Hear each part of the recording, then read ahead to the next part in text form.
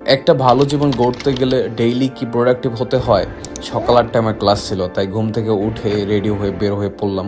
তবে বের হওয়ার আগে একটা ছোট সমস্যা হয়ে যায়। প্রথমে যে টি শার্টটা পরেছিলাম সেটা আর ভালো লাগতেছিল না। তারপর বাসা থেকে বের হয়ে রিক্সা নিলাম, ফার্স্ট ক্লাসে অ্যাটেন্ড করলাম। ক্লাস শেষে লাইব্রেরিতে চলে গেলাম একটু রিভিশন দিতে। রিসেন্টলি আমার রুটিন আমি এমন করেছি, ক্লাস শেষে লাইব্রেরিতে চলে আসবো, কারণ আমি জানি রাতে বাসায় গিয়ে পড়ার ইচ্ছা আমার থাকবে না। তারপর আরও অনেক কাজ তো থাকেই।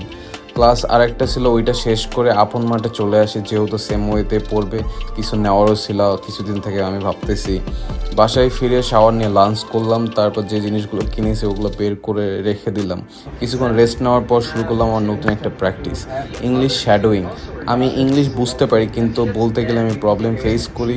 প্রোনাউন্সিয়েশনও খুব একটা ভালো না, তাই রিসেন্টলি ঠিক করেছি প্রতিদিন একটু একটু করে প্র্যাকটিস করব।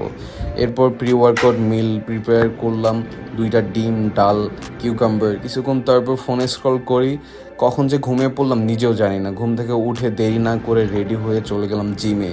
আজ ছিল আমার পুশ ডে। ওয়ার্কআউট শেষে প্রতিদিনের মতো হেঁটে হেঁটে বাসায় ফিরলাম, আবার শাওয়ার নিয়ে তারপর ডিনার করে নিলাম। সো বাকি নতুন সিজন একটা যেটা আমি দেখিনি ওইটা দেখতে বসলাম, কারণ কালকে সকালে ক্লাসটা আমার ক্যান্সেল হয়ে গিয়েছে।